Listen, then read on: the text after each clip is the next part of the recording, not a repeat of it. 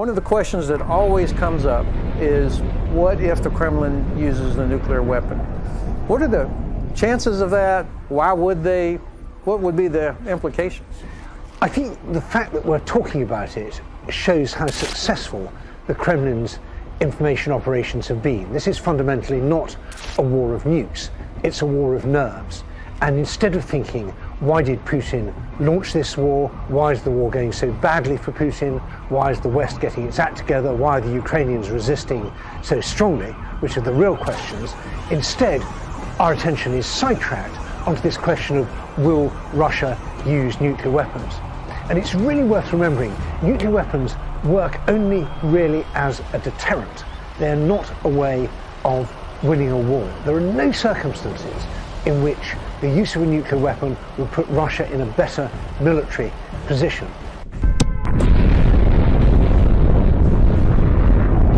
For example, from Eisenhower, Nixon learned about the role of military threats in diplomacy and the possibility of threatening nuclear weapons use. Eisenhower claimed that he settled the Korean War by using secret channels to convey nuclear threats to Moscow and Beijing. Now, these claims are historically dubious. They had a significant impact on Nixon's thinking, as did Eisenhower's continued use of nuclear threats during the 1950s crises, including the two Taiwan Strait crises and the Lebanon crisis of 1958. Also part of the context is the international nuclear taboo, which is operated as a powerful, informal constraint against the military use of nuclear weapons. Now, here's a short synopsis of the book. When Richard Nixon came to power in January 1969, his top priority was bringing an end to U.S. military involvement in Vietnam. At the outset, Nixon and Kissinger believed that it would be possible to end the war quickly in their favor with military force and coercive diplomacy. But yet they were not seeking military victory. Like Lyndon Johnson's wise men, they did not think it possible to defeat Hanoi in any meaningful or cost-effective sense. Coercing Hanoi's forces out of the South was virtually impossible, and Nixon and Kissinger realized that they could not guarantee the future of the Saigon regime. But they hoped to get better terms for a U.S. exit from Vietnam by backing up diplomacy towards Moscow and Hanoi with a madman strategy and threatening excessive or extraordinary force, including the specter of nuclear use. For example, Kissinger wrote to Nixon about the importance of influencing Moscow's Vietnam policy by trying to make the Soviets worry that the president was getting out of control. Ladies and gentlemen, welcome. Brendan O'Connell, 3 warrants for his arrest, on the run, looking for trouble. No, not really. Ladies and gentlemen, the elections are coming up. Let's talk what exactly is going on, the multipolar world order, and what has Heinz, Kissinger and Ayatollah Khamanie got in common. We're going to show you clearly from a 2004 lecture by Dr. Thomas Barnett, The Pentagon's New Map, where originally the multipolar world order came from, how it was off for a minute, and now it might be back on. There is definitely a giant struggle going on. We've, of course, got Elon Musk and Twitter. He's going to get rid of all his staff, replace it with AI. It's amazing. People still don't get it. At least Whitney Webb called him out when she went on Glenn Beck and said, this guy's a globalist. He wants to put brain chips in us. What's wrong with us? He's getting pushed by Tucker Carlson, Rupert Murdoch, Heinz Kissinger, always there. Heinz Kissinger, the king of the cull, the man that wants to cull, and nobody seems to see it. Well, a few do. You get it, and we're going to keep pushing that forever. Let's see, is there a huge battle going on, and is America like Nazi Germany? Not that I'm comparing America completely with Nazi Germany, but Adolf Hitler went too far. He was just meant to form the United States of Europe and control his section of the world. And so is America. But America is saying no, just as Adolf Hitler invaded and went after Stalin when he was never meant to do it. He was meant with his handler, Hermann Goring, to hold off, form the United States of Europe and be a bulwark. North Asia, Stalin; South Asia, Mao; United States of Europe, Hitler. Britain had her colonies, and Hitler said, you have your colonies, we will have Eurasia. And, of course, David Ben-Gurion down there in the bunting cloverleaf map, the Zionist cooperation with Adolf Hitler, and so on and so forth. That's what we're going to discuss again today. in the Grand Chessboard so we can understand the particular as this goes into this big election. This is going to be very big. Some just say it's more theatre. The show will roll on. You've got a point, but I don't think you've got the whole story. It's very complex. They don't always get what they want, and they're well behind schedule. Ladies and gentlemen, I've worked in Iran, been in Lebanon, Malaysia, all over the place. My story is below in my UN document. Okay, enough chitter-chat. That's the introduction. Let us attend.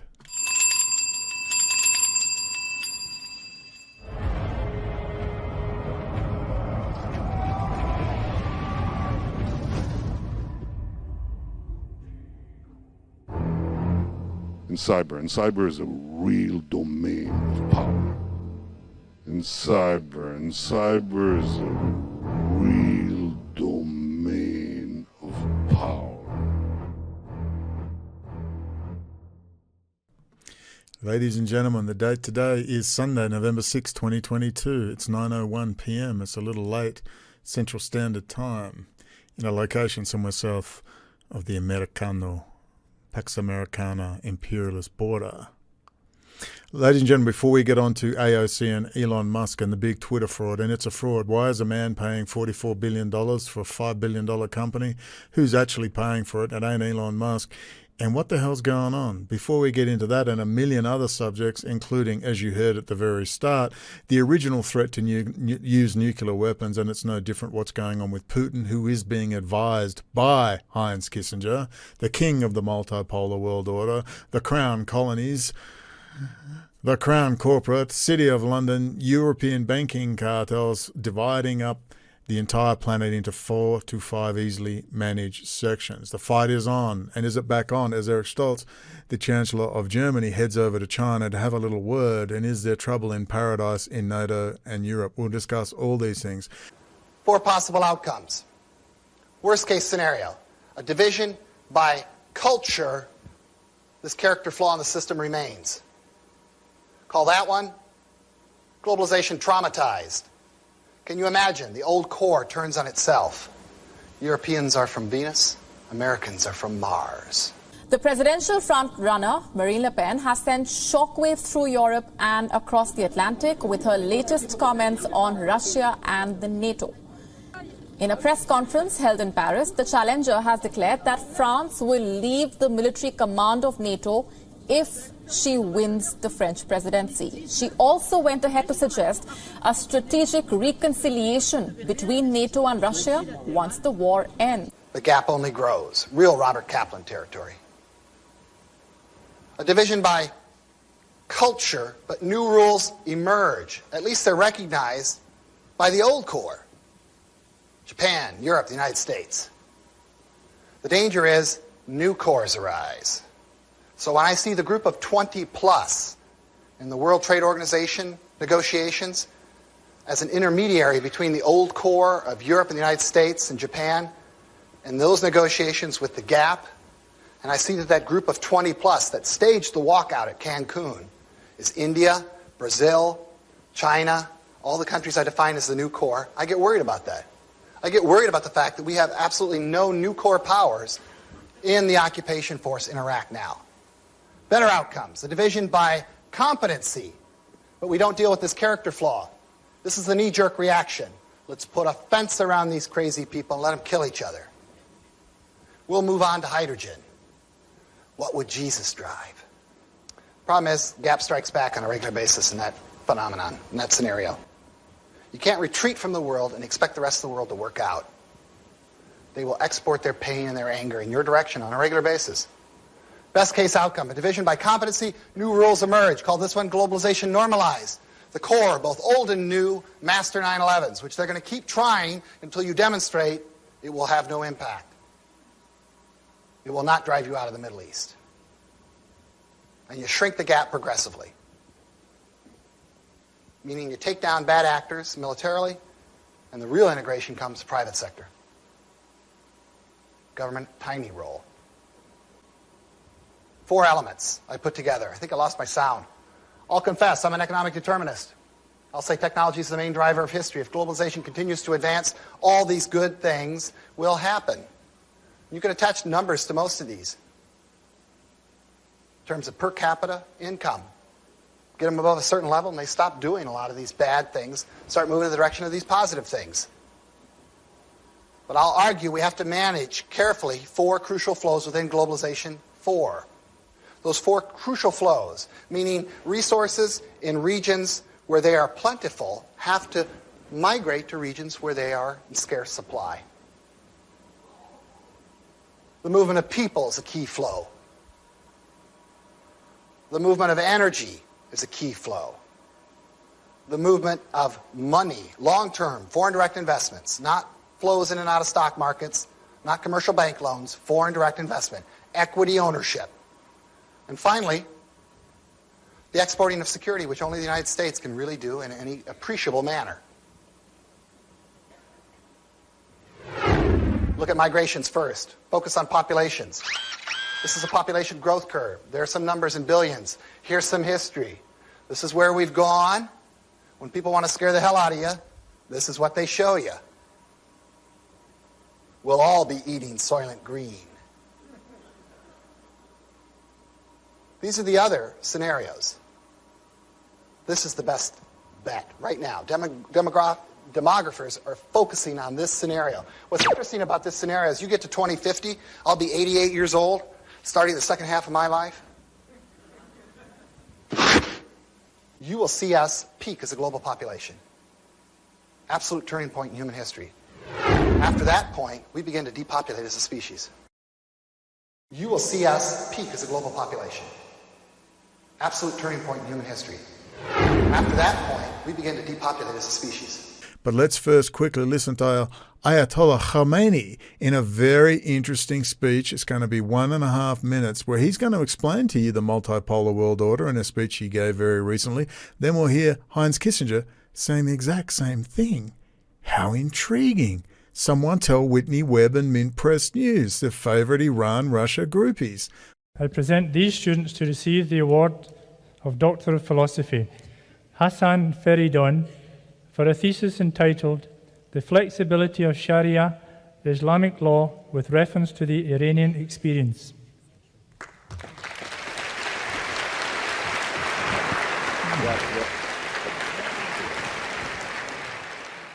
What's going on?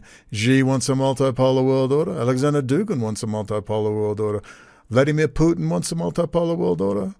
Klaus Schwab wants a multipolar world order. Davos wants a multipolar world order. Bilderberger wants a multipolar world order. And Whitney Webb wants a multipolar world order.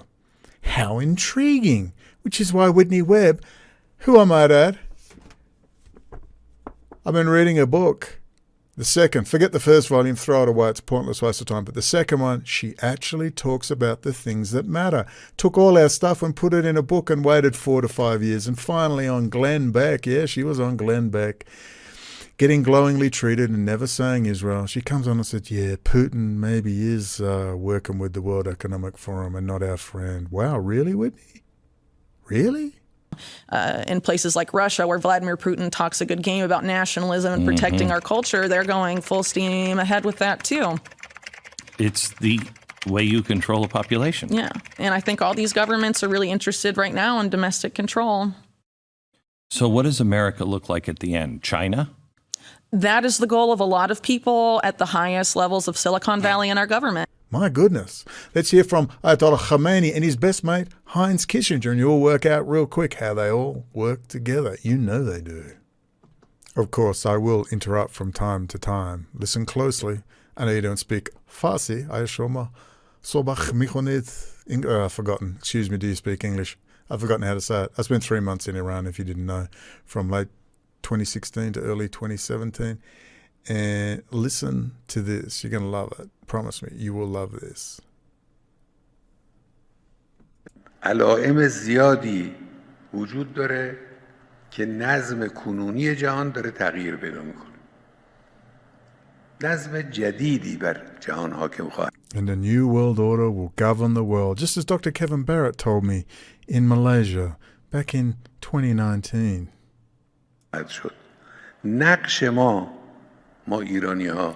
What is the role of Iran in this new world order? Well, I was right there in Tehran with the Persian Gulf Studies Center, government analysts saying It's really big. We'll be handling the stands. And I went, the Belt and Road. Iran's right in the middle of the Belt and Road. This is what it's all about. Then I understood.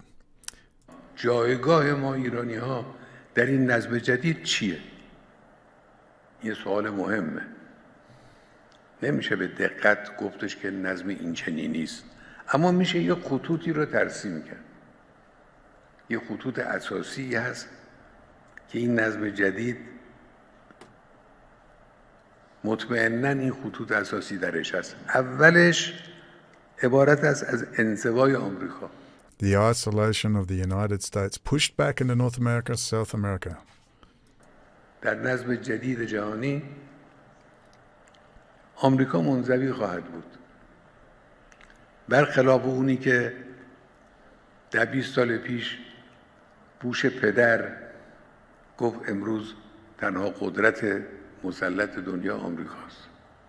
خط اساسی دوم انتقال The second basic line is the transfer of political, economic, قدرت سیاسی و اقتصادی و cultural and even scientific power from the West to Asia. Well, that sounds just like Heinz Kissinger. We'll get to him in a minute. فرهنگی و علمی حتی از غرب به آسیا. آسیا خواهد شد مرکز Asia will be the center of knowledge, the center of economics, indeed. دانش، مرکز اقتصاد، مرکز قدرت سیاسی. The center of political power, the center of military power. He actually believes this. I can't wait to see their faces rubbed in this. سیاسی، مرکز قدرت نظامی. خط اساسی سوم فکر مقاومت و جبهه مقاومت گسترش خواهد یافت که مبتکرش جمهوری اسلامی است. Okie dokie. Thank you very much to the person who sent me that. It was very, very important. Shia Muslim in Sydney, thank you for sending that. He understands what's going on in Iran. Not a lot of Iranians do, expat Iranians or Iranians in the diaspora. Now let's listen to Heinz Kissinger. Let's go to video 39, A Family Civil War. Let's listen to the start of this. This is a great video. It lays it out for you very nicely. Let's get it up. Are you ready? Now you listen to Heinz Kissinger and what he has to say. The great game indeed. Just a couple of minutes. We can rush it along a little bit. Video 39. I urge you to watch it. China's Belt and Road Initiative. So you remember what the Ayatollah just said, shifting the center of gravity now to Asia, political, military. In seeking to connect China to Central Asia and eventually to Europe, will have the practical significance of shifting the world's center of gravity from the Atlantic. That's from the Atlantic, America. To the Pacific. That's China. And will involve the cultures of Eurasia. Including Iran and all the stands. Will have to decide what relationship to this vision they will seek. And so will the United States. There you go. He's just telling you how it's going to be. There you go, America. Heinz, the German existential immigrant, has come in and he's going to tell you how it's going to be. Just like Ayatollah Khamanie, the multipolar world order. It's a lot of stuff to go into. We're still going to need that big picture, but there's an awful lot of shenanigans. And I fear right now there might be a backing off of that thrust of power and energy into Ukraine, as there's talk of now seeking a break off and friendly relations with Russia, because that would suit the narrative on two fronts. Number one, perhaps the multipolar world order is coming back in, and you've seen Germany say they want to break up NATO. That's always been Russia, the Soviet Union's dream, always, and also Germany leads, and you can understand why. I understand Europe, hey, America, get out. France is chucking a little hissy, and we'll see how that goes as Erich Scholz, the Chancellor of Germany, pops over to China, what he's doing there exactly. But we're going to presume he's saying, look, we've got a bit of a new plan. We need to have a chat. If If you didn't know, Iran is totally in love, and I mean totally in love with Germany. The joke in Iran is Hajj for an Iranian is a trip to Berlin. And you're beginning to understand what this battle in Eurasia is about, why the United States is actually in Ukraine to project power down and control the Belt and Road and break up that liaison, as we've said repeatedly in the playlist on Ukraine, between Germany, Russia, China, and of course Israel. Bibi's back in as well. Now we see the midterms. We're going to see a rush now, return to Donald Trump running in 2024 as he has a go at Ron DeSantis. We're winning big, big, big in the Republican Party for the nomination like nobody's ever seen before. Let's see, there it is, Trump at 71, Ron DeSanctimonious at 10%. I don't know if this is really a good or bad thing. I just know I sense the same players in play, like the Atlantic Council. Here they are with General Jim Jones, Rupert Murdoch, and Heinz Kissinger. You know, Tucker Carlson's friend. Is that why Tucker Carlson is so pro-Russia? This is not about feeding technology into Russia to made it be America's friend. This is about feeding technology into Russia and China to create enemies and control mechanisms and break the world up into that multipolar region. For many Americans, and certainly for many Europeans and Russians, they think this would be a better idea, and on the surface I totally get it and understand why. However, if you do, you're just doing what the international banking cartel wants.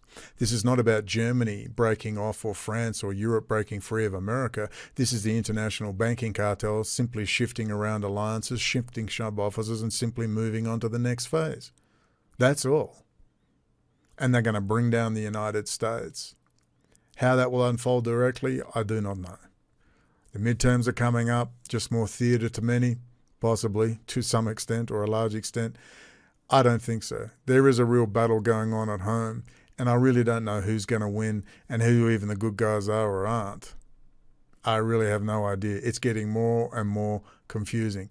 It almost seems like it will end up in something rather bad, rather than saying, oh, it's just an act. They won't use nuclear weapons. You're sure about that? Certainly, it'll fulfill a narrative, a very nice narrative, just a nice tactical nuke.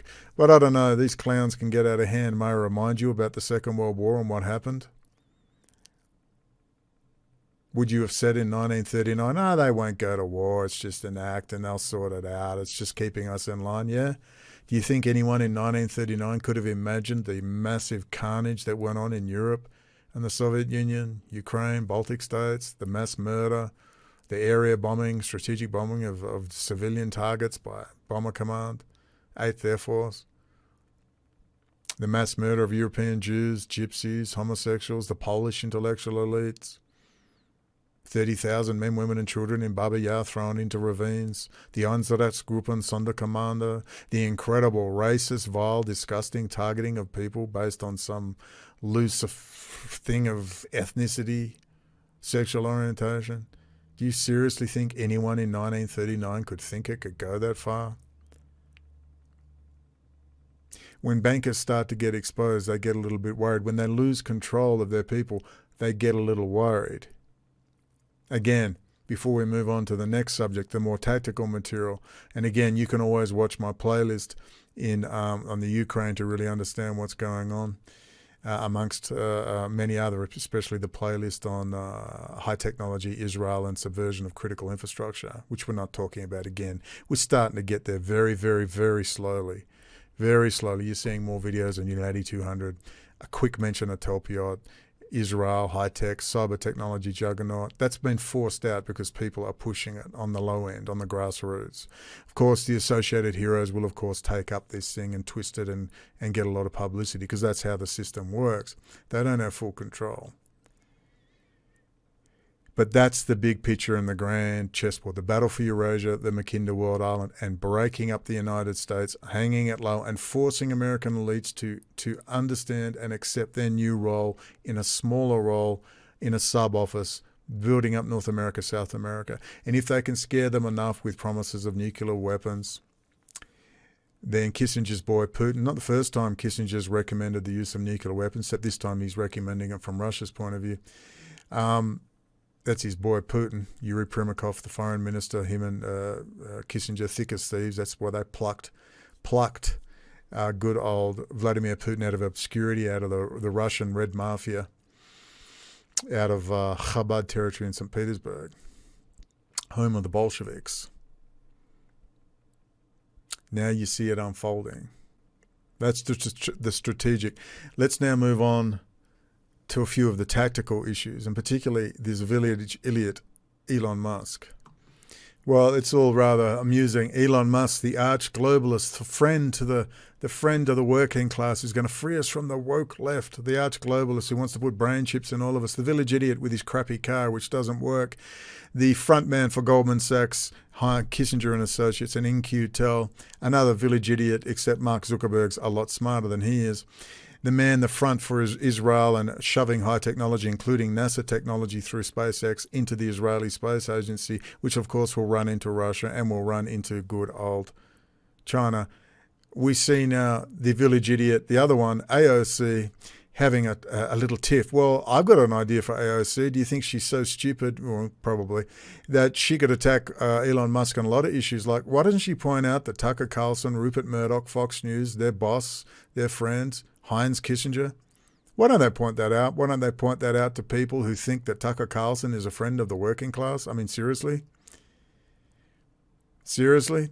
Why is he laying off everyone? Because they're going to use AI. They're going to say it's fairer. With the court systems, they're going to use AI. It's going to be fairer. With the policing and even the military, they're going to use AI. It's fairer, better, more efficient. And that's where all of this is going.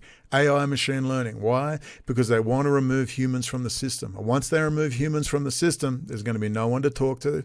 You're not going to have friends and allies with families and loves and loyalties to tribe, to people, to place, to values. You're not going to have that anymore. You're going to have AI. That's why YouTube does seem to love pushing anti-police, anti-courts, but we have to because they're so freaking corrupt.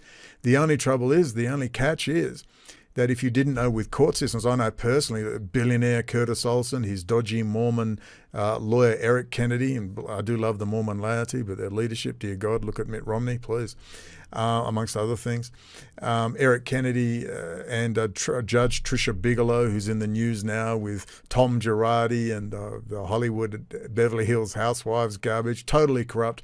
Get ready, Tom Girardi's former mistress is speaking out. So remember when Erica blasted Judge Tricia A. Bigelow? Well, she's now speaking out to the LA Times. Gigolo Bigelow is claiming that they dated from 2012 to 2016, which is when she received multiple gifts from Tom Girardi. But she's claiming that she never knew that any of those gifts were purchased with stolen client funds. While she's not disclosing exactly what Tom gave her or the value of each of those gifts, her attorney is claiming that she has now turned over all of the gifts that she's received from Tom Girardi. But she declined answering any questions about any plastic surgery that Tom may have bought for her. Nice tits, stupid bitch. While judges aren't allowed to receive gifts from attorneys, she's claiming to fit into a special loophole that involves romantic relationships. Which is probably why she's owning up to the affair now. But what do you guys think? Was she a full-time affair? Was she just a flip phone booty call? I want to know, comment below. Judge Bigelow, the fine-ass Bigelow, in love with plastic surgery and taking hundreds of thousands of dollars, probably millions, off Tom Girardi, who he stole off his clients. What a lowlife. And judges Bigelow, Stratton and Grimes, who outright took bribes from a billionaire via a friend of mine's court case, which was then reversed in the California Supreme Court. And the lawyer, Eric Kennedy, was totally humiliated, but he didn't care. Him and his billionaire client, Curt Olson, are to keep this issue going because they're probably going to jail.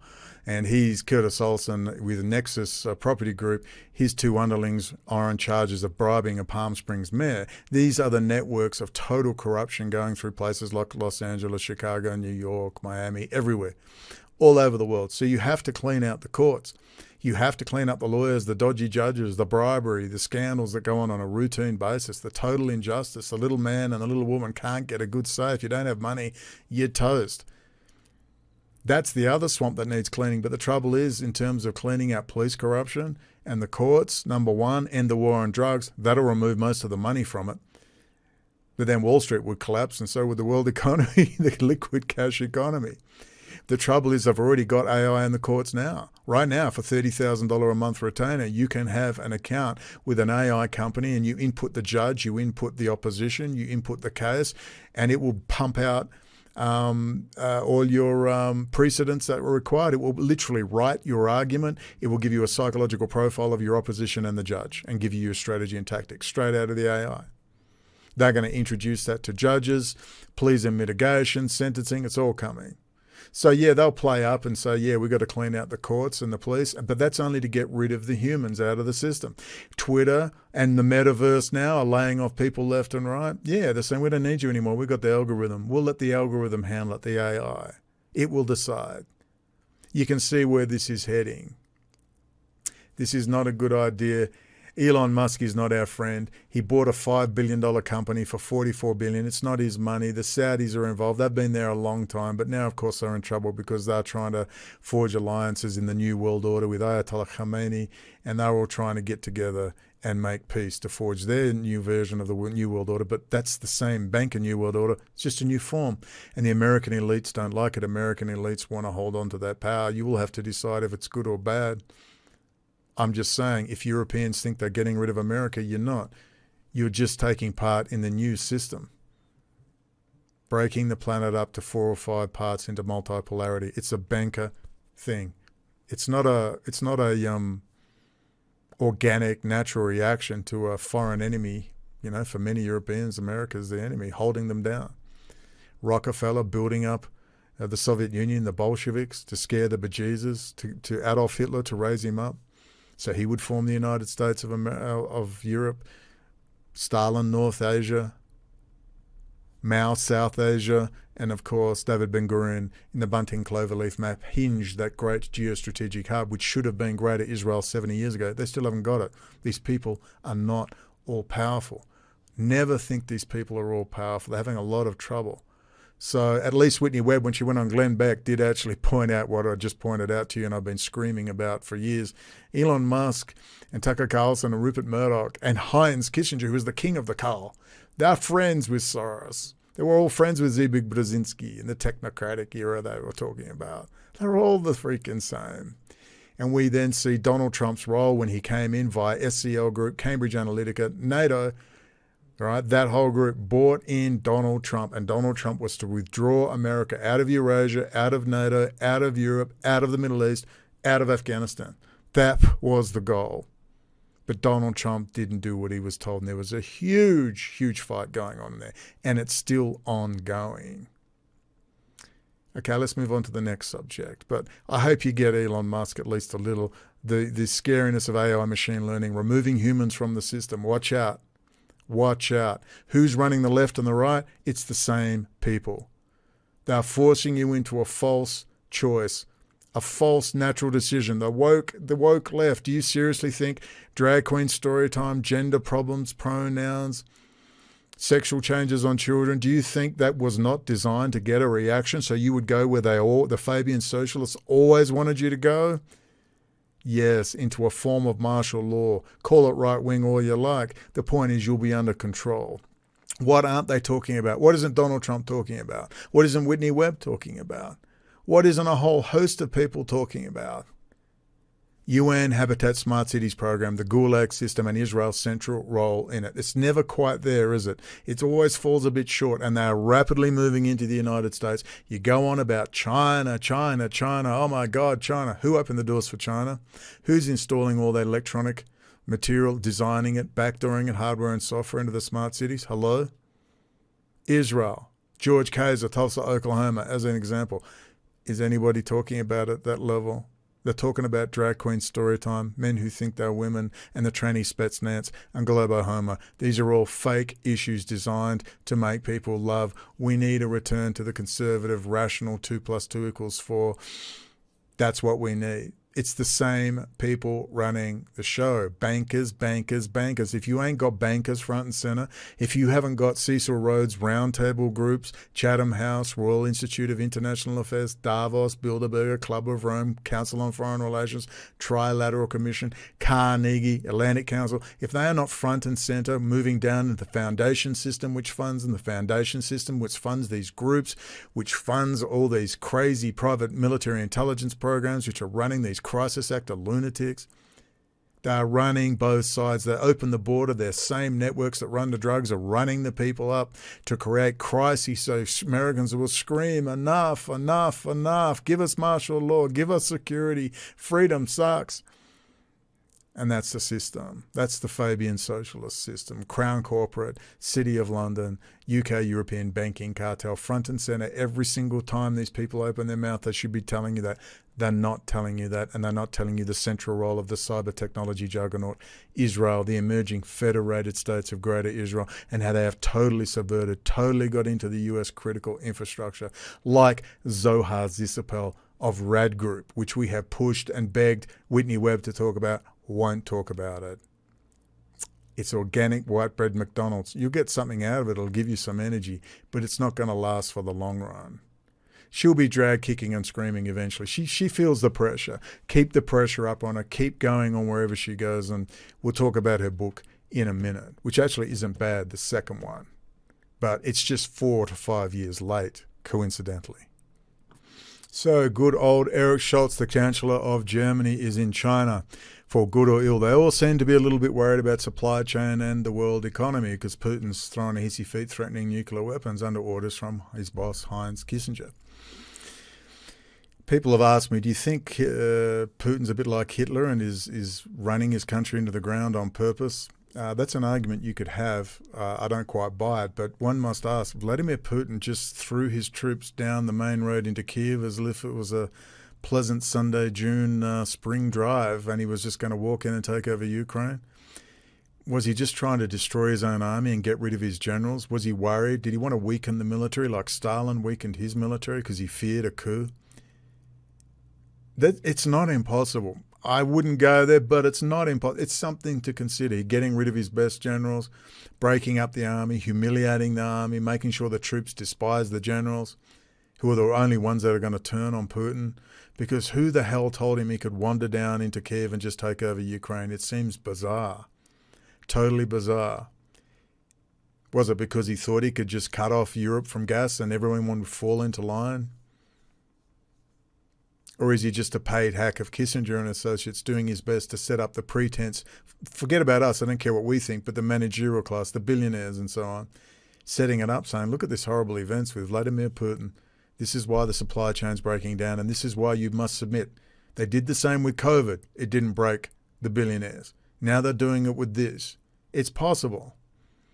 They're saying the world economy is going to implode. The supply chain is breaking down. Please submit to the multipolar world order. It's best for everyone. Let's submit to the multipolar world order. This is aimed at US elites who have suddenly run out of diesel. Oh my God, we've run out of diesel. Oh, did you forget to fill the tank? Do you seriously think such a strategic natural reserve for times of crisis and they don't have enough diesel? Do you really believe that was an accident? This is Kissinger and associates. Just as they set up Allende, the idiot, the village idiot in Chile, who behaved like an idiot. He could have gone soft on the socialist stuff and had gradual change. Instead, he baited the United States. He was destroying the Chilean economy well before the United States and the CIA got in there. And then what happened? They put in a centralized command and control boy in General Pinochet. And the exact same mechanism, certainly very close. The lyrics may be different, but the tune and the orchestra assembly is very similar. And, history might not repeat, but it certainly rhymes. And this one rhymes a lot. So America, you might be getting chilied. Isn't that right, Whitney? In Chile. So Germany's down there. Remember, it was always German high technology, European high technology in exchange for Russian raw resources and Chinese manufacturing capacity, and Israel being built there in the center, running the whole thing as the cyber technology juggernaut. Again, the playlists are below, always listed below. The must-watch critical infrastructure and What's the War in Ukraine About. Watch those two playlists. They are always linked below with all my details and what you should be watching, and the links you should be clicking on are below, including my UN refugee document, which is very, very interesting. Let's now move on to the next issue. Good old Biden, the chief hair sniffer in charge, pedophile, corrupt as the... People talk about Donald Trump's corruption. He's corrupt. He's a piece of garbage. But dear God, Biden's have taken it to a whole new level. Trump's practically a damn saint compared to this clown show over here. Unbelievable what's going on. Well, the CHIP Act, as you will know, nearly 5 years ago we began saying, isn't it funny that Taiwan Semiconductor, the most advanced chip manufacturing place on Earth, and it is on Earth, it's not in the United States. They do research and design, cadence design, applied materials. They do very basic groundwork, which you can't make a chip without their licenses, without their software, and without their specialist materials. However, they're basically moving to Israel as well. But these are the hundreds of small military industrial complex companies you've never heard about who make the world tick. ASML in Denmark, who make those incredible $180 million machines. They're fascinating. I mean, it's incredible tech. They're handed to them from the United States. They can't build that stuff without licenses of permission from the United States. It all comes out of the United States, and that's why people like Kissinger and Associates divvy it out, the Atlantic Council, all of these think tanks and so on, Wall Street, City of London, are delving out the materials out of the United States, paid for with the United States taxpayers, paid for with debt forever for their children. But of course, your children won't have debt. They'll just sign their lives over to the bankers, and they'll be renting, and they'll own nothing, and they'll be happy. And that includes chips now. As Intel talk about, it'll start in the corporate sector, but it will move to home desktops and so on. But you now rent off them. You will own nothing, including your computer chip. And that computer chip, you will have to buy certain functions that are hidden in the chip, and they will activate as you require. These are all the new decentralization program of placing all your precious data and all the computing power into centralized hubs in each UN smart city. You will not have data stored at your home. It will be stored in a central hub because the hacking's so dangerous. There's Russian hackers, and Israel will support it all, protect it all, and it's not stopping because we're talking about COVID and vaccine shots and all the other stuff. Data analytics means they can take huge risks and give you a giant bone to chew on, which has terrified the world's population. So you won't talk about the UN Smart Cities program, how they're going to decentralize computing power and data storage for the AI and machine learning. And they're all just getting ready to shift all those sections of the planet into those 4 to 5 different sections, multipolar world order, and each section will be governed, and they'll be going shouting at each other, libtard, Trumptard, each system competing a new Cold War. But deep beneath, they're all cooperating, gathering the data of their citizens, feeding the AI machine learning, taking humans out of the equation, out of the managerial class, the people that push the buttons. The judge may give the order, but if the police don't follow the order, what can the judge do? Who's more powerful? The big, tough judge who's way above them in seniority, or the copper who has to do the investigation? Copper comes back and says, no, nothing to see here. I want to have a nice day. What's the judge going to do? Well, it's the same. They have to get rid of the middle managers. They have to get at the employees out of Twitter, out of the metaverse, out of YouTube and DARPA. They've got to get rid of the people, the military. They can't trust them. The military will turn on them, just as Putin might well be part of a plot to bring down his own military, to get rid of the people out of there because they're going to turn on him. They know who the real Russian nationalist was, General Abed. Not Vladimir Putin. He's Kissinger and Associates. That's who Vladimir Putin is. IMF, boy. Brought in after they'd rubbed the Russian people's noses in poo, the Ukrainian people, the Baltic states in poo, to settle the backlash, particularly from the military. So that's what we see going on. So imagine this strategic important thing. You know where you first heard about the Straits of Malacca, Taiwan Semiconductor? You heard it from us. Way back in 2017, 2018. Nobody talked about it.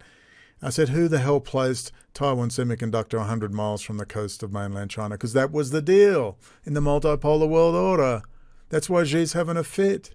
He was to have Taiwan and Taiwan Semiconductor as they moved the political, the strategic, economic thing to where did Heinz Kissinger say? And Ayatollah Khamanie, they're going to move it to China and Asia. That was the plan, and they're having a hissy fit. That's why there's a real fight. It's a real fight. It's not a joke. U.S. elites are saying no. Young colonels and some generals right there in the Pentagon are saying no. No. That's what Ukraine's about, to America to sit there and dominate Eurasia and be able to project power down. They'll need 2 bases. So it could also be Putin's backing off, or they're going to give him a run because they want Putin there to scare the crap out of the Ukrainians, so they'll accept 2 US bases in that region.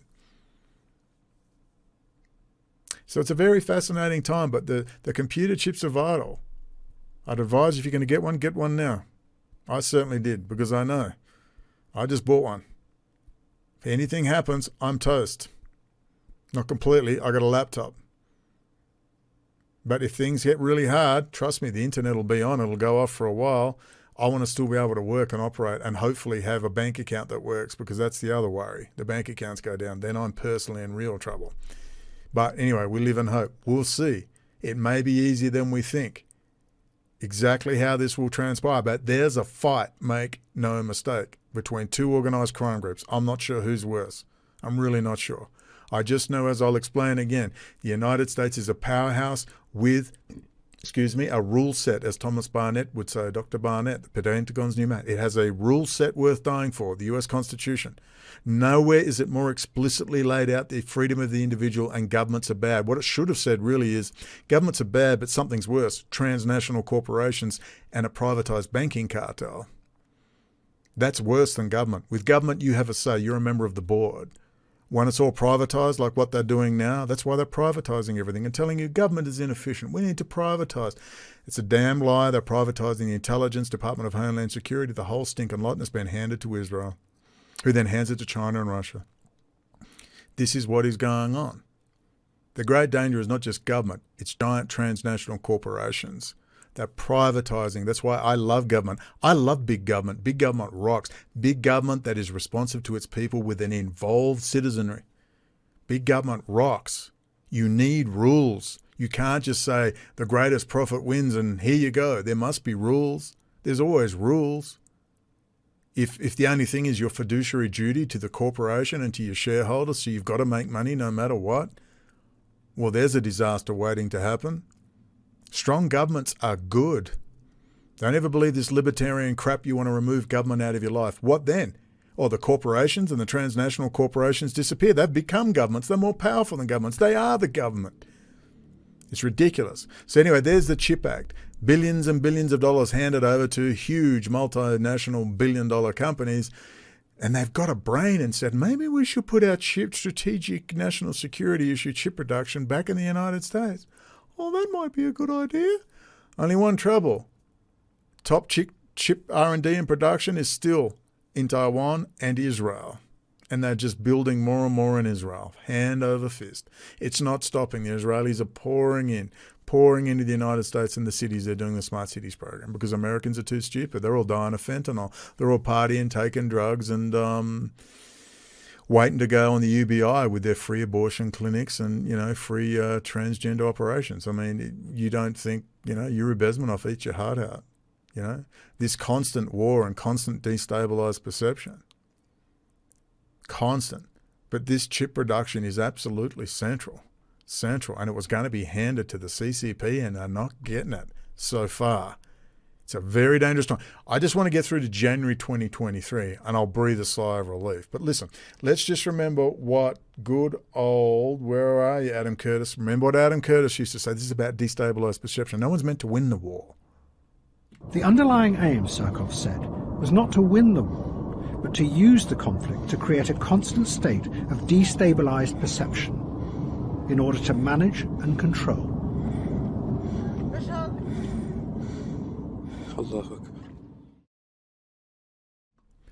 I don't believe it's entirely just destabilized perception. It's certainly part of it, but they're in a battle. But let's see how it comes out in the Fabian socialist method of terrorizing you then. We're going to kill you, take it all. All right, just take this central bank digital currency or this smart city. It's not so bad. It's really nice. You got to understand that smart city they want to throw you in, it's nice. It's not horrible, I promise you. It's going to be stunning. And that's where they're going to get you. So we're at the point now that if the multipolar world order takes off, then you will see like what you saw in 1933. Hitler and Roosevelt loved each other as socialists. They had nothing but praise for each other. And they had those massive rebuilding programs. So if America shrinks back, the goodies come out. They'll have a massive rebuilding program. They'll use soft power in Mexico, Central and South America. Mexico will handle Central and South America for the United States because everyone down there hates the gringos. And Mexico will handle that. There will be massive investment into Mexico. It's already happening 400 kilometers north of Mexico City in Querétaro. It's a big high technology center, and it's going to be a second administrative part of Mexico. Data centers going in, Microsoft Azure Cloud, massive investment coming to Mexico. Massive. So if the gringos are thinking of running to Mexico because it'll be free and there'll be no database, no, I'm sorry. I'm not sure how long you got, but it won't be that long. If I was you, I'd be staying in the United States where you can own a firearm, defend yourself, at least have some prepping communities and do other things. The fights in the US don't run away. Anyway, that's the CHIP Act, which they finally got round. And just remember, Donald Trump went in to finish off the CCP with Steve Bannon, and in walked Heinz Kissinger and Jared Kushner, and that was the end of that. I remember Diane telling me in 2018, the cat diva from Tennessee, she says it's horsepucky, Brendan. More investment than ever is flooding into China, and she was 100% right, as it turned out. So only now you might argue the reason for that is because they needed time to get ready to decouple from China, possibly. But we'll see. We'll see. The point is to bring down the Chinese Communist Party, not to contain it. Bring it down. The point is to bring down Putin and let the Russian and Chinese people decide how they're going to live. Don't let it go like South Africa when the horrible racist apartheid state was finally ended and the people who lived there for thousands of years could actually not be a second-class citizen. And what did they do? Instead of getting a very carefully crafted, decades-long program, they just cut it loose and the whole place went to you-know-what. And it was a miracle there wasn't a bloodbath, and there's already enough blood being spilt there right now. The problem is you don't want China to go that way, and you certainly don't want Russia to go that way. It doesn't have to be that way. I think the Chinese people deserve a say in how they govern. You want a say in how you govern, correct? Why the hell can't Russia and China? It's okay for you, but they can't. If they can't handle it, oh well, so be it. People are going to have to learn to grow up and run their own lives. That's the future. Get used to it. Get used to it. You can be dragged there kicking and screaming, or like an adult, you can move forward and start getting re-engaged as a citizen, and that is happening very slowly in the United States. It's the only reason I give Steve Bannon the time of day, because they are moving forward into the precinct districts, into the school boards, and I'll give them that. You've got to get in there and infect. Whatever you think of Steve Bannon, get in there and infect them with the truth. Anyway, there's the chip stuff. It's very important. The United States must lead militarily. It must lead in a high technology fashion. If the United States withdraws, then you're going to see the multipolar world order take shape, and that is exactly what the international banking cartel wants. There's a reaction. All right, it's a reactionary, revolutionary act going on right now where US elites are saying no. It was all our blood, sweat and tears to set this up. We ran around and made fools of ourselves, made ourselves hated. We've killed millions. We've plunged probably hundreds of millions into poverty, totally destroyed the Middle East, caused innumerable suffering, and what America's just meant to withdraw now, and in they walk and get all the contracts and pick up the pieces and build the UN Smart Cities program. I don't think so. US elites have got a lot of money and a lot of power still, and I don't believe it's all an act. I believe there's a real pushback. We'll see how that unfolds. It's a very interesting time, but people want to bring the United States down and force the United States back into itself. And then the goodies come out, and then the high technology is released maybe in 2024 with Donald Trump. All that good stuff, and you'll be happy and you'll have a job as they have the rebuilding programs and the infrastructure programs, but you will be building the prison which will lock you and your kids up forever. This is why it's so important to get serious and understand if you just keep allowing and satisfied with idiots and limited hangouts and, well, that's good enough. Oh, I'll hang around with the white nationalist movement. You've got to get political and ask yourself, how do you look? How are you coming across as I have? I have to stop being a lunatic, getting so angry. I have to be more professional. I was just on the Italian media, which is attached to a political party in Italy, a real one. We've got to start getting professional. So anyway, there's the vital chips and there's the pedophile hair sniffer in chief. What an embarrassing time. It's worse than Ronnie Reagan. At least Reagan, when he got up in front of a thing, was bang on. And then when he put the microphone down, Nancy had to lead him off the stage. To be fair, he had been shot a few times by his good friend George Bush Sr. But anyway, that's another story. Anyway, let's move on to the next thing. The good old war in Ukraine. Kyiv prepares to evacuate if power lost after missile attacks. Beautiful. All that electrical, all that destruction, that'll need to be rebuilt. Those electrical power grids will need new equipment put in them and a whole new infrastructure. Oh, they'll be back to it to the hilt. And they're going to build those beautiful smart city program in Kyiv. How beautiful. Destroy more, destroy more. It wouldn't surprise me if the US was given the missiles to Putin. Well, anyway, it's not the US doing that. It is Iran and others. NATO can do whatever it wants over there to Putin. He can chuck a hissy fit all he likes. He can't win unless they let him win, or they will, of course, bring a lot of this to an end and just form a nice demarcation line like the Soviets outside Europe, and they will then allow the Ukrainian people will be very happy to have US or NATO bases in place there. Excuse me, a bit late for me. I don't know if this is a good or a bad thing entirely. All I know is if Germany, Russia and China and Israel are allowed to form that Eurasian trading bloc, I mean, everybody missed all this stuff, remember? Okay, let's move on. Kyiv, a lot of dead people. It's crazy, and we've got to have a good look at Putin and wonder, just wandering in there like that. It's beyond that someone told him that, yeah, we can do this. It just doesn't make sense. Let's move on.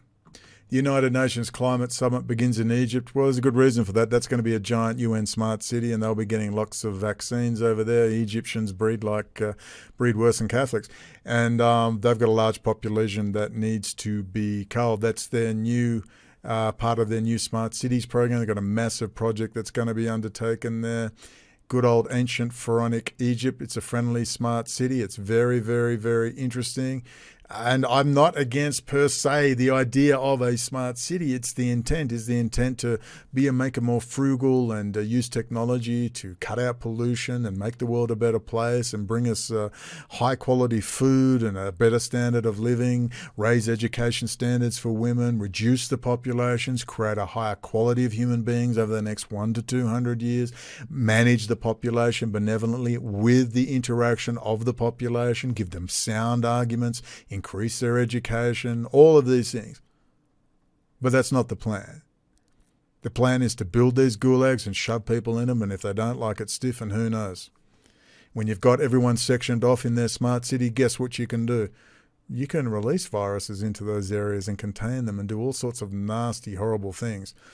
Maybe it will be benevolent, I don't know, but all I know is once you walk in there, you ain't ever getting out, ever. So we're going to have to get in there and fight for some control over the application of this technology. Again, we've got to engage as citizens in the political process. It's still there available for us. Otherwise, they wouldn't spend billions of dollars on PR companies and private intelligence networks stopping you and telling you that it's hopeless and you should be demoralized and just scream and yell online. Go on the UBI called Patreon like I'm on and get a little studio and tell everyone how angry you are.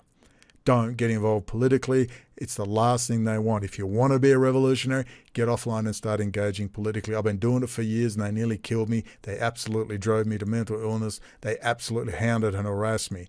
Those times are gone. You can get out there and be political on these issues now. Want to see what I've done in the past? Just go and read my UN document. I've been out there, been there, done that, and I've got the T-shirt. I promise you. I've walked the walk and I've talked the talk. Okay?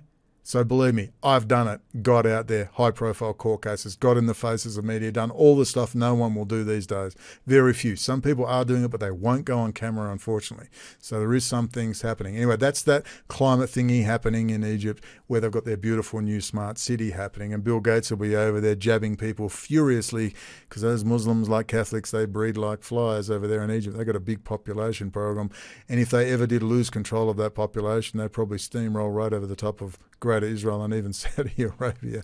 So Egypt's a big one. Plus, it's the home of pharaonic Egypt and those beautiful pyramids, and the Nephilim that fell to earth and mated with the beautiful women. You really need to read the best UFO theology out there. It's called the Jewish Old Testament or Tanakh. Give it a go. Egypt will be a very special place. It's going to be a paradise. This is what I mean. You think it's going to be like gnashing teeth and blood and babies, but it's going to be beautiful. You don't get it. I promise you, it's going to look freaking cool. Cool. And now with the Ukraine, of course, you also see US pushes Ukraine to let go of refusal to talk to Russia. War takes a toll on world economy. You can certainly understand one of two things. Yes, they really have brought it to the brink and want to start negotiating. US elites are going to withdraw back, form the multipolar world order, or there's a middle road, some sort of middle ground is being linked to, or the US is very happy. US elites will now be able to put 2 bases in and leave Vladimir Putin there, push him back into the Donbass and let him have a bit of the Donbass so he can go ooga booga, growly bear, and the US can project power down into the Belt and Road and have some control, and some say how this unfolding economic development goes forward. It's just time that the US unleash those direct energy weapons on the Bank of International Settlements and elsewhere. Look, you can't destroy these institutions. It's got to be taken over. I guess it's easier said than done, but what's the choice? Okay, let's talk my favorite limited hangout or unlimited hangout, Whitney Webb. She was, of course, on Glenn Beck. And went on to give you every banal motherhood statement you could possibly think of, including it's just unacceptable. I just went, what? I mean, because the system is just so unacceptable. The word of Israel, of course, did not pass her lips through that interview, and I could listen to that and watch that same speech on 5,000 different websites. However, her book, One Nation Under Blackmail, the second, forget the first one, it's garbage. It's supposed to be a lead up to the second. I guess for people who have no idea what it's about, but you just stick with the second. I was desperately worried after looking at the first one. I thought, there'll be something come out of this. I know what she is. I know what she's done and hasn't done. However, it's definitely worth the read. It's definitely worth. She basically took all the work we did, Lechem, Bird, Bard, Rafi Itan, Lechem, Jonathan Pollard, all that stuff, and put it in a book. We don't get a commission, though. You and I don't get a commission. I might add, she studiously avoided these issues for 4 years, just given a bit of a bone toss like an Alex Jones, getting her shout-outs from Joe Rogan, and so on and so forth. Let's read what I wrote here. Whitney's second book, Not So Bad. 10 hours ago, so I went in all last night. That's why I'm a bit tired going through it, so I could have a good look. I went through it all last night. All the necessary info is in. And by the way, you can get on my Patreon and you can watch this stuff for $1 a month. That's all it costs. I have to live and survive. I'm not just trying to make a successful YouTube channel, social media. I lost everything. My bones broken, jailed for 3 years on this issue. I single-handedly brought this issue out. Now Whitney shall reap her limited hangouts, but you need to understand, read my UN document, and you'll understand the difference between me and mostly the rest of the internet. I'm not just some guy that thought I'll do a YouTube channel. I went through all last night. All the necessary info is in there. Not perfect, but it's there. Lechem, Bird, Rafi Itan, Pollard, Israel. I still have not read it properly. Of course, she briefly mentions Telpiot, and of course, Unit 8200 is in there thoroughly. We did all that 4 or 5 years ago, but that's okay. She got there eventually. We can now ask Whitney. I mean, she did go on Rick Wiles and that and did a quick thing, totally ignored us, took all our stuff that Jeremy Rothschild gave us, and as you'll see in this post, what did she ignore? It was vital. She gave you 60%. This is not a disagreement. This is not sour grapes. She's a damn liar. She wants the World Economic Forum multipolar world order. That's why she wouldn't go after Iran. Did you just watch Ayatollah Khamanie and the New World Order? The same one that Heinz Kissinger wants? The one we warned you about 4 and 5 years ago? The one that Whitney Webb wouldn't touch as she's defended Iran, Mint Press News, whose boss was trained under Ayatollah Khamanie, the original, his students, who wouldn't talk about Russia and Putin, his relationship with Israel and China, and still won't. Listen to this. You'll see why. It's not sour grapes. It's right in front of your face. We can now ask Whitney why it is she understands all we gave her in 2019 and why she so studiously touched on and avoided detailed analysis in her little online lectures. Was Israel's central role in the coming techno-corporatist oligarchical smart city program mentioned on Glenn Beck?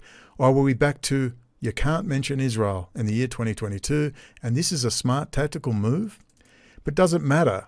You got most of it now in a 900-page series of books that a few people might read in between Elon Musk and Nancy Pelosi stories. I'll give Whitney one thing. She exposes Elon Musk for what he is, a brain-chipping globalist. I mean, geez, thank God for that. We will fail. And then you have people like Elon Musk coming in and saying, I'm going to take over Twitter for free speech. And then he also says, I want to make Twitter into basically like WeChat, which is, basically a surveillance app to use in China. That's for your finances, your social media, pretty much everything. You needed to know detailed info 4 years ago. A mere shout out to Brendan O'Connell could have sufficed while she went on white supremacist Adam Green's show. Indeed. and the low-life criminal informant deviant Sean Atwood, who was promoted heavily by NATO Marine Psych Warfare trainer Robert David Steele, who sent George Webb to ask Daniel Hopsicker to take down his expose of Mint Press News, and Whitney Webb and her father Richard Webb IV, Sarasota, Florida corporate money launderer, property development lawyer. Now that you know Israel has been blackmailing America via Epstein-like rings and backdoor technology, you can abandon Israel now, because that's the intent, to get Americans to push Israel out. Russia and China are waiting in the wings, because someone is waiting in the wings, or was waiting in the wings, and they might be back again. Look at this. This is what Whitney wouldn't tell you. You got to understand. We gave it to her. She's got Google alerts. She knows. She was paid not to talk about this. With her little friend, the last American vagabond, or the last Soviet vagabond. Israel and Iran both set to join Russia-led free trade zone. I'll repeat that. Israel and Iran. Okay? This is the times of Israel. Israel and Iran both set to join Russia-led free trade zone. After 2 rounds of negotiations, Jerusalem close to agreement with Eurasian Economic Union. Eurasian Economic Union. Separately, Tehran also set to sign deal in the near future, 12th of February 2019. This was all handed to Whitney Webb. You just heard Ayatollah Khamanie and the New World Order. It's all shifting to Asia, Belt and Road. Whitney didn't tell you this. You needed to know this. No, it's a nice afterthought, Brandon, but I'm fine. No, you needed to know this. The multipolar world order is an international banking cartel order wanted by Vladimir Putin, Xi Jinping, Ayatollah Khamenei, Bibi Netanyahu, Germany. You getting it? That's the international banking cartel setting up the multipolar world order, and Whitney Webb wouldn't tell you about it. It's not me splitting hairs. It's right in front of your face. Israel is set to sign a free trade agreement with the Russia-led Eurasian Economic Union, Russia-led Eurasian Economic Union in the near future, according to officials in Moscow and Jerusalem. Incidentally, Iran is also in advanced talks about creating a free trade zone with the Union. Wow. I mean, how many times have you heard me repeat this stuff? For 5 solid years. Come on, you got to be twigging. Whitney Webb and her little friends, like the last American vagabond, protected and worshipped and praised Putin for 4 long years, and so did a lot of people, didn't they? You think that was an accident? Listen, I woke up to Vladimir Putin around June 2016, but I didn't really wake up. I just didn't want to believe it. No, Putin's our boy. And people were plugging me. No, here he is. There, he's shaking. I was, yeah, but they're just shaking us. And it was so obvious. By the time I got to Iran, and by the time I worked out via the Persian Gulf Studies Center what was going on, what's the time? Whoop, just on an hour. We're going to wind this up soon. As I was in Iran, and they said the lawyer, David T. Lashkari, Homayoun T. Lashkari, whose family were friends with former President Rafsanjani. I was staying with friends of the Foreign Minister Zarif in his hometown of Hansa, Iran. Seriously. Okay. That's when I realized, when they said, this is really big, we will be handling the stands. And I was about to say, it sounds like Persian Empire 2.0. No, it was the Belt and Road. I went, it's the damn Belt and Road. That's why they don't want me to go after Israel. They just want to talk about Saudi all day. And what did I tell you? Iran was being used to terrorize Saudi and the UAE population. The leaders were already in there. They're all coke fiends and alcoholics. There hasn't been a decent Arab leader since King Faisal in 75 when Kissinger popped him and whacked him. He said Israel is a Soviet creation, a Zionist creation, Soviet creation, same damn thing. And that's Iran's job, to push those populations into the arms of Israel to form the Federated States of Greater Israel. We laid it all out for you years ago, and we've been sitting here spinning our wheels all this time. Whitney Webb and her little friends, like the last American vagabond, protected and worshipped and praised Putin for 4 long years. You think that was an accident? Brendan O'Connell was meant to be wiped offline 4 years ago in Kuala Lumpur, Malaysia, and at that stage I could barely get online. I was crashing and blue screening constantly. I was to hang out with Royal Malaysian Military Intelligence and Opus Dei while Whitney took over the issue. And at that stage, who have we got hanging out with us? Fred Smith of FedEx, top intel operator, tapped twice for Secretary of Defense, Yale School, Skull and Bones, dines with George W. Bush monthly, his nephew Joseph Davies. Hello, that's who we were chatting to for a year. And Whitney steps in and she takes the issue over. You see that? And I was getting invites out to hang out with these people. the WA Hotel wet deck, consular staff and oil and gas execs, and I refused to go. I said, I'm not going. Do I have to get dressed up? They said, yes, so I'm not going. I didn't want to go.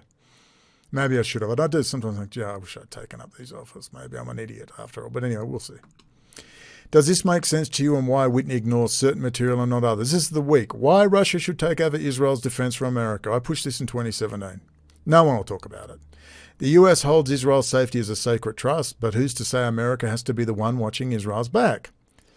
Now, the week is not a small operator. That's in 2015. Whitney got all of this material, especially the teaming up of Israel, Russia, and China on the Belt and Road. She tell you about it? She protected the issue along with her friends at Iranian World Economic Forum-based Mint Press News because America was supposed to withdraw from the Middle East and Eurasia and the multipolar order was to be formed. Whitney Webb directly supported that program by keeping vital information from her base as she was promoted slowly through the Kissinger and Associates ranks. Whitney, so concerned for the plight of the Palestinians, tells you about this. I mean, do you understand? Tucker Carlson, Joe Rogan, putting spiels and blurbs in the back of Alex Jones's book about the Fourth Industrial Revolution. They've come to save us all from COVID. Brendan, how can you say such a thing? They've saved us from COVID. Now you know what COVID was for. And this is what we're not talking about. And with the data analytics, they can take huge risks like that.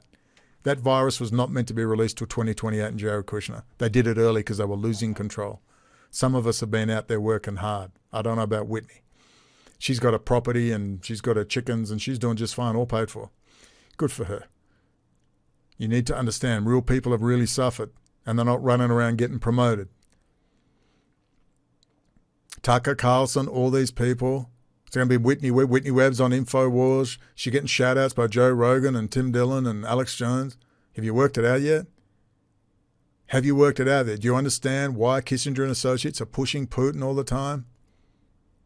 But we have to because China's coming. We've got to give technology to Vlad. No, it's just building up that part for the multipolar world order. That's all it is. The US just has to stop giving them technology, and that's the end of that. They'll collapse into a hole. No, that's not the goal. This is the international banking cartel we're talking about here, not the United States. And Whitney is so concerned for the plight of the Palestinians. Did she tell you about this? Read this. And while Russia hasn't been a very active player in the Israeli-Palestinian peace talks, the US seems to have run out of steam as lead intermediary. Perhaps Moscow, given its historical support for the Palestinians, would be viewed by both sides as an honest broker. Barring that, quote, Israel could at least have a freer hand to intervene militarily, and we all know what that means, in the Palestinian territories without concern that its main global patron would criticize it on human rights grounds. Would you like to repeat that to you? Did you just read? Did you just hear what was said there? Without concern its main global patron, Russia, would criticize it on human rights grounds. That's why Kissinger's palming it off. Pull back, America. Too many lefty Jews and bleeding hearts and people concerned about human rights. Get them out. Let's get China and Russia in there. They'll get the business done. That's the multipolar world order. There it is, the week. Kanye West will help move the process of increasing hatred towards Jews in Israel along. So will Alex Jones' latest little exposés. He's talked about the Khazarian Jews raised all that crap. No, they're all lunatics. If they're Hasidim or Orthodox, they're all on the Talmud, Shulchan Aruch, Mishnah, Gemara.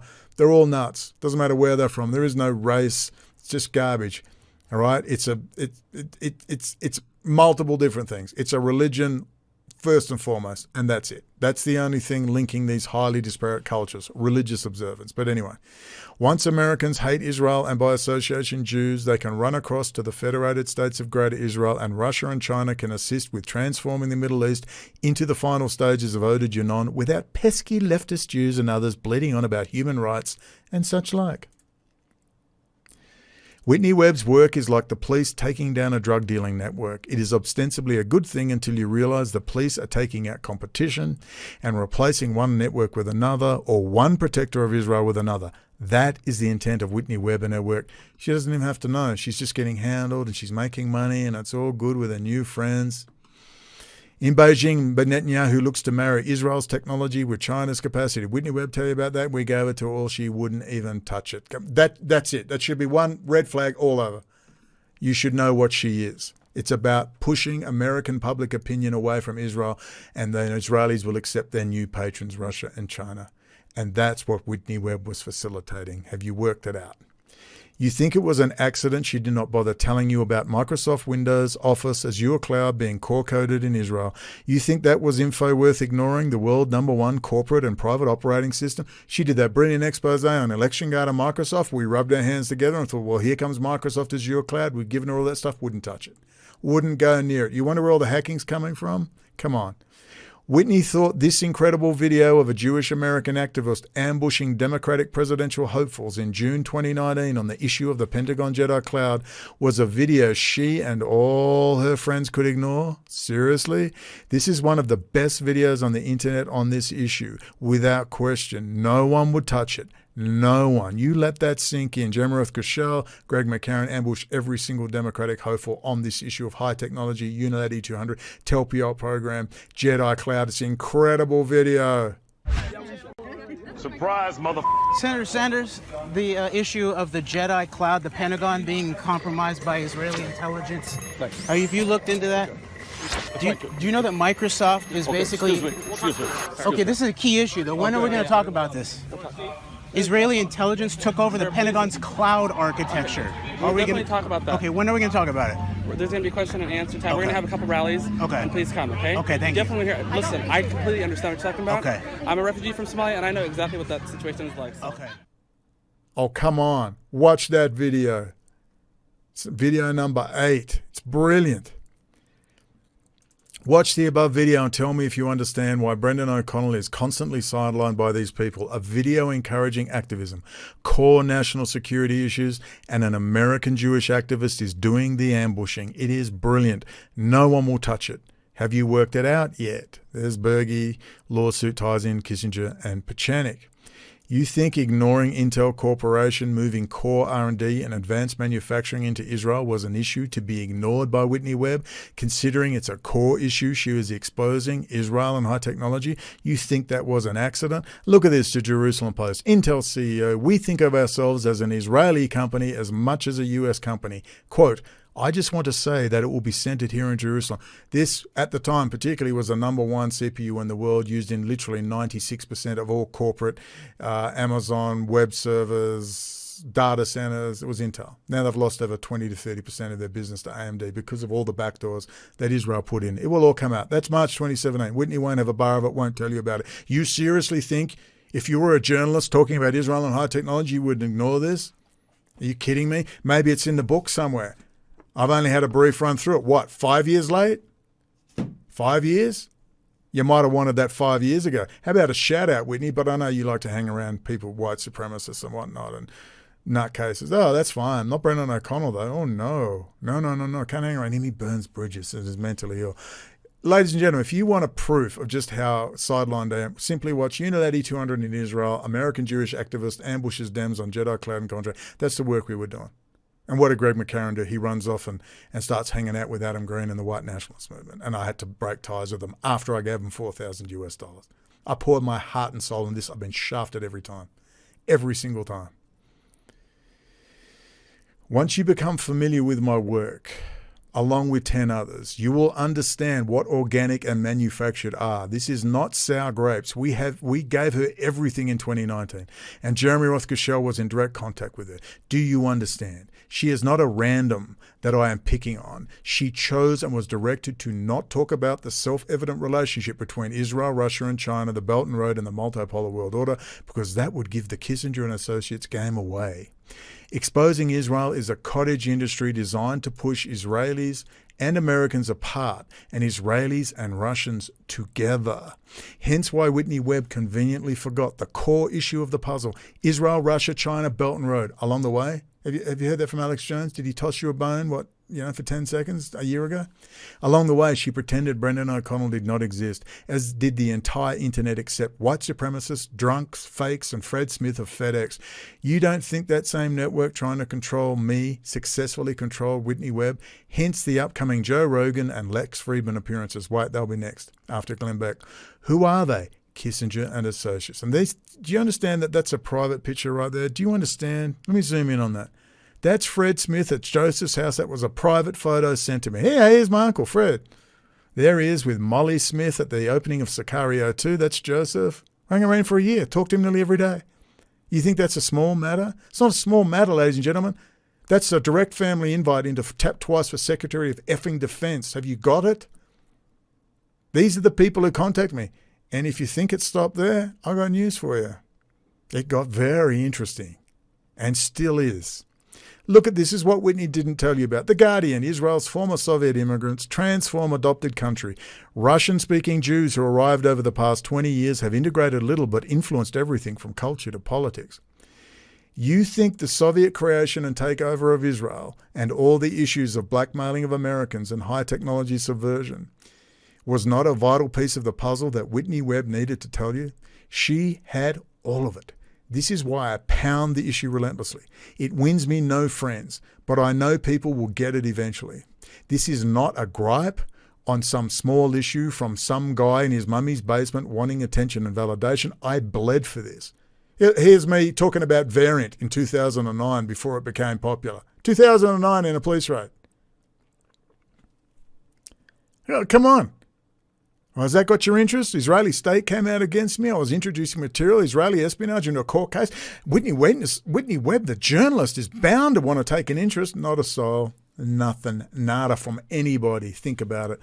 This is not a gripe on some small issue from some guy in his mummy's basement wanting attention and validation and then a successful social media platform. I bled for this. Had I not been jailed and pummeled, you would have had this information 10 plus years ago. I was jailed, beaten, harassed, my life destroyed, the Israeli state coming against me directly, death of my sister and about 5 other people I might add. Break-ins, smashed cars, vandalism.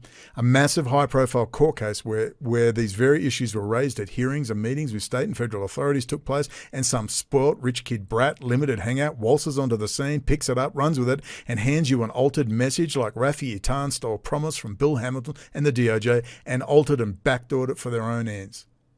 It's not going to stand. You're not going to get organic grassroots whistleblowers and people willing to take risk when they see how they're going to be sidelined and the official heroes are going to be raised up. It's not going to happen. This is going to catch 22 into just a cycle of shit. That's what you're going to get. Do you think anyone would bother to take real risks in the real world if they are sidelined, harassed and lose everything and then watch the ficus destroy the message? You know what a ficus is? It's a plant, an office plant. Do you? We could have all worked together on this at a grassroots level and had a refined and honed message, politicized and moving into the online and off world 4 years ago, and now here we are. Now you know what COVID was about, and that's exactly what COVID was about. They did not want to release that early. It's given the game away. It was a desperate tactic to keep the managerial class under control. It was a threat. We'll release another one if you don't all get in. Multipolar world order now. Back off America, get out. Didn't happen. Or has it? We'll have to wait and see. That's where we are at the moment. The deal is and or was done years ago. You just saw it in the Pentagon's new map. They had to get the Israeli state middle managers and populists to go along with working closely with Russia and China to facilitate the new world order forming. Trump under Kissinger and associates was the next cog in the machine to ensure the process of the great game took place. The withdrawal of America from Eurasia and the Middle East. Only it didn't. And now Whitney and her friends have to trim their sails, pretend they knew all about Putin and the Belt and Road and the multipolar world order, and they hope no one is left around to remind their fan base of their history of deception, misdirection, dodgy associates, and outright lies by a mission they have indulged in for 4 long years. I aim to stick around, and as Don Chip would say, keep the bastards honest. The second book in the series is definitely worth a read. And it is. But it's only 4 years late. It's only 4 years late. I was hoping for a blurb on the back, Whitney. The issues Whitney has forgotten will continue to get pushed grassroots by the small channels and the people not appearing on IIA-approved millionaire social media influencer platforms. When the data analytics show the need, Whitney and her friends will pick up on it, give it a twist, get on Joe Rogan and spin you in circles. Take the time to watch this series below. You'll see it in the links. It's below underneath this YouTube video if you're watching on YouTube. Much of it 4 to 5 years old. You'll know what a full organic fruit menu looks like, sounds and tastes like, and Whitney Webb knew all of it. You needed this information. We needed it. This is pure IIA opposite works. The limited hangout controlled release. She is Allegra out of the movie Salting the Battlefield. Watch this. And you'll understand. What is Allegra? In this thing with Ray Fiennes' great movie, an intelligence asset needs to release information about the Prime Minister's dirty dealings. How does he do it? They plant a relative of an intelligence asset, Allegra, out of the BBC, where all the retired British intelligence go, put her out of the BBC and into this newspaper editor's newspaper. And she's onto us saying, where's she getting this information from? So the guy takes her out and asks her, is it a bed thing or a family thing? Is daddy in intelligence? Is it the smart ones from Vauxhalls or the dumb ones from Millbank? This is Whitney Webb. Watch Daddy Richard Webb IV, the rich drug money launderer. Now, I'm sure he doesn't consciously do it, but if you're a giant corporate liar doing $200 million, $300 million land deals, you're laundering drug money. And he's in Florida, of course. Sarasota, of course. All right, now watch this. Whitney is Allegra. Watch. Okay, that's what Whitney Webb is. It may not even be bad. Maybe they need a controlled release because it's just so big and important. Or maybe they just want it and hope I get run over by a bus because a lot of middle managers have to explain how some loudmouth from Australia exposed the biggest espionage case in history. And I'm not being grandiose. I'm being effing serious. If you knew the people that have contacted me to this day, you would fall over. You wouldn't believe me. They're not gonna pay me enough. I'm no freaking hero, man. If I could get out of this with $3 million and just get to America and this is the fantasy and just join a prepping community, I'm so fed up with it, I'd drop out now. Fuck it. Done all I can. But you have to understand, these are not small matters. I was terrorized. I was not just some guy in a basement reading off a script, reading off a news article, going, send me money, I'm so clever. Look, I'm exposing Israel because I can read and I've got Google alerts and I've got a news feed. That's all it is. There's nothing to this. I'm nothing like that. I'm a real political dissident. I don't like being called a journalist. They're always calling me a journalist. I'm not a journalist. I'm just a person. I'm a political dissident. I called something out and I got hammered. Did they back off? Yes. I wasn't in the mood to take any prisoners. Could I have handled it better? Yes. But there's no apprenticeship for this. I just had my apprenticeship. And it'll all work out in the end. It's all in God's plan. It's all synchronicity and a causal connecting principle. Isn't it Wolfgang Paulian Carl Jung or divine providence, whatever you want to call it? Let's wind this up now, right now. In concluding, ladies and gentlemen, I do love that quote by Werner Heisenberg. The first gulp from the glass of natural sciences will turn you into an atheist. But at the bottom of the glass, God is waiting for you. Quantum physics meets religion meets mysticism.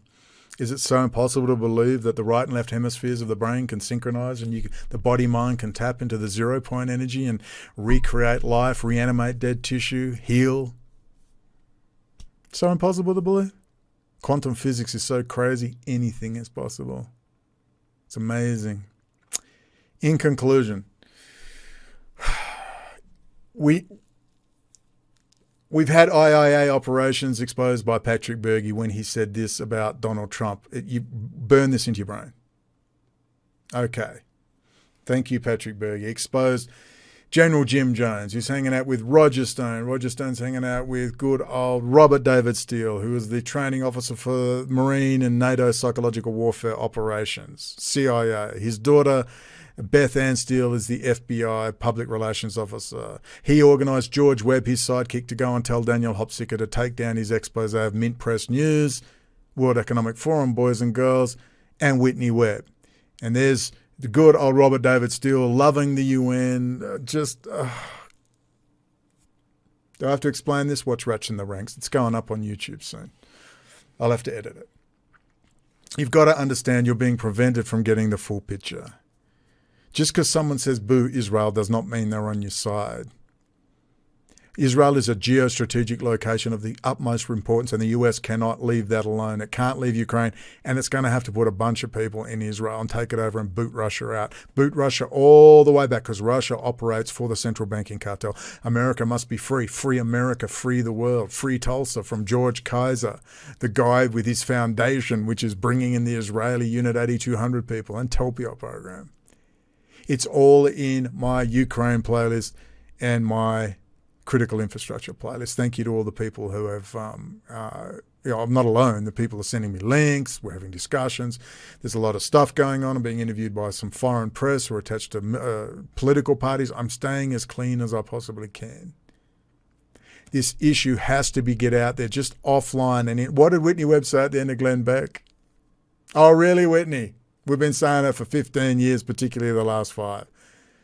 You got to demand of these people, these social media whores, who just sit there and go boo and do reaction videos and tell you how angry they are, and they're a cheering squad for their team.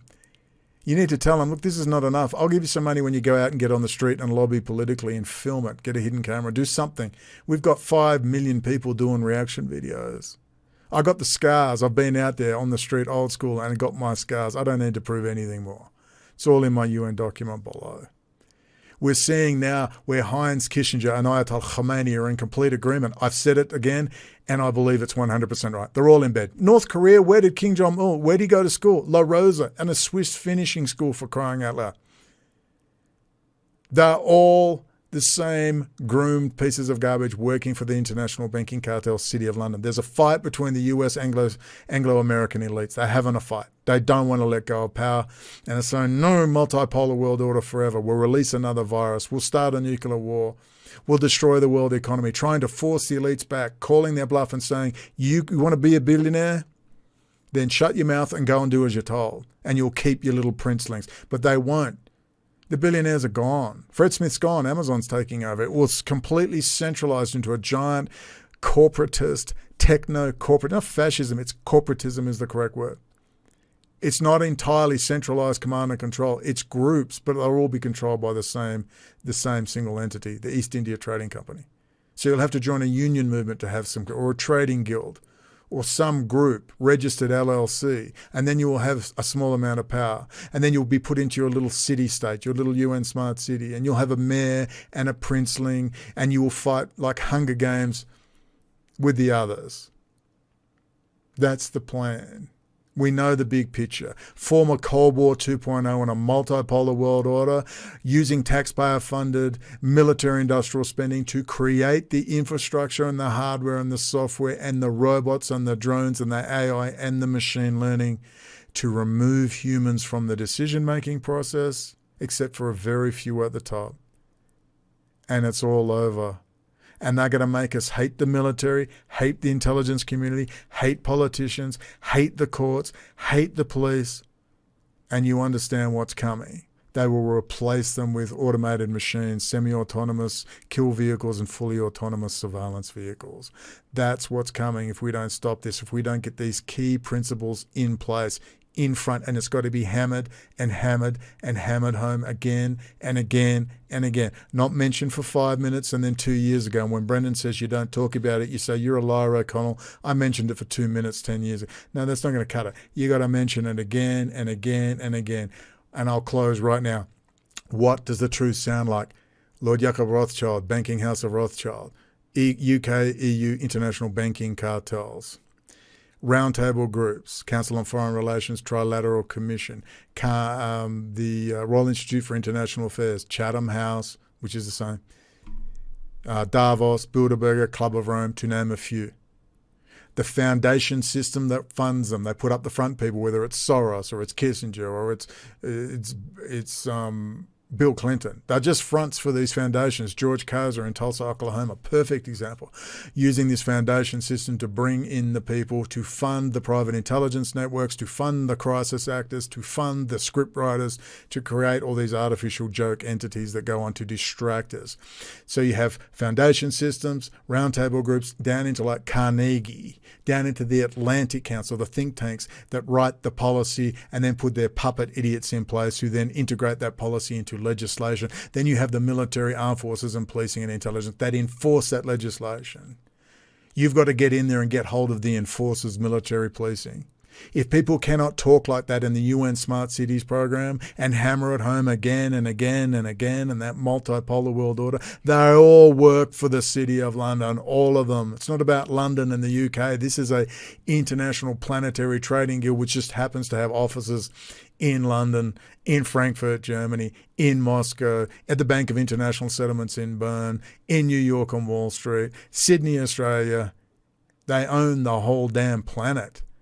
and they're actors, and they're going to lock us up in a UN smart city gulag, and you need to get political, you need to lobby, and you need to infect the people that are already there. Don't create your own movement. Get down to Steve Bannon's movements with people down at the school boards, down at the local precinct. I don't care what Steve Bannon thinks or whether he's a Zionist. Get down there and infect his movement. He'll actually be appreciative. He will. Get down there and infect the movement's lobby. Get down to the Trump rallies, infect them. Get down to the DeSantis rallies, infect them. Simple flyers are so powerful, you have no idea. QR code, one single line, a picture and a paragraph, QR code, boom. For further information, scan it into the boom, and up come my playlist or whatever, it's child's play. You'll be doing real damage to this system if you do that. Get offline. Watch out for the limited hangouts. There is no excuse for Whitney Webb to behave like she has. There is no excuse not to hammer home. Look at that pathetic Glenn Beck interview. Israel's not mentioned. She should have been hammering home. Banking cartels, roundtable groups, foundation system, George Kaiser, Tulsa, Oklahoma, Unity 200. Not saying a damn word. UN Smart Cities program. Enough, enough, enough, enough, enough.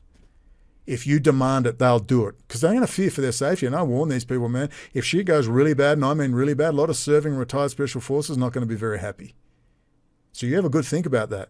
Think you're just going to retire to your nice property with the chickens and the Ice Age farmer growing your pot and exchanging tomato seeds? No, you're fucking not. You're going to get a visit from some very pissed off people. So advise, if you're going to stick your head above the parapet and be a shepherd of the flock, I strongly suggest you think hard. Because let me tell you, washed up morons like General Flynn are not going to save you. Washed up Adderall addicted morons out of Eric Prince's old Blackwater are not going to save you. Some very serious people are going to have words with you. So you better have a good hard think about your little limited hangouts and your little handlers patting you on the head going, oh, maybe don't mention that. Have a good hard think. The truth is simple. So you demand it of them. Again, international banking cartels, roundtable groups, foundation systems, think tanks down in the UN Habitat Smart Cities program. Very simple, front and center. Ladies and gentlemen, that's it for tonight. I've been very busy. Sorry I haven't been doing more of these. I've been doing a lot more on Patreon, where I can upload videos privately to there. I have to live. I have to survive like everyone else. I'm not living in mummy's basement. I'm not a multimedia student who can't get a job or a failed actor or actress. I'm a serious person. I'm a former registered nurse into healthcare, psychotherapy, counseling, dream work, astrology, personal development, drug and alcohol rehab was my interest. I've been thrust into this situation. I asked for it, and, I'm going to have to deal with it.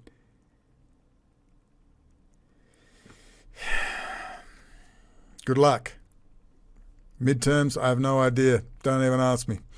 But let's get through to January 2023, and I don't believe that managerial class are just sitting there taking it. It's going to be a very interesting 3 months and a very interesting 10 years. Keep going. Don't be demoralised. We have our ups and downs. Keep fighting. I leave you with the great words of F. Scott Fitzgerald and the great Bill Cooper. Ciao for now. Horo fez jumpalagi, jumpananti. F. Scott Fitzgerald, quote, "The test of a first-rate intelligence is the ability to hold two opposing ideas in the mind at the same time and still retain the ability to function. One should, for example, be able to see that things are hopeless and yet be determined to make them otherwise. This philosophy fitted on to my early adult life when I saw the improbable, the implausible, often the impossible, come true."